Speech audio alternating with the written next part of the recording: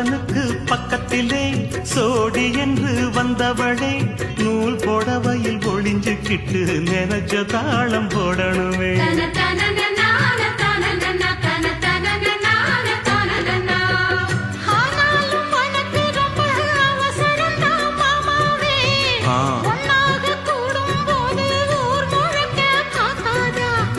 பார்த்தாலும் தவறு இல்ல பனியுறங்கும் ரோசாவே உன்னால சொத்த வச்ச மூக்குலதான் வைக்காத.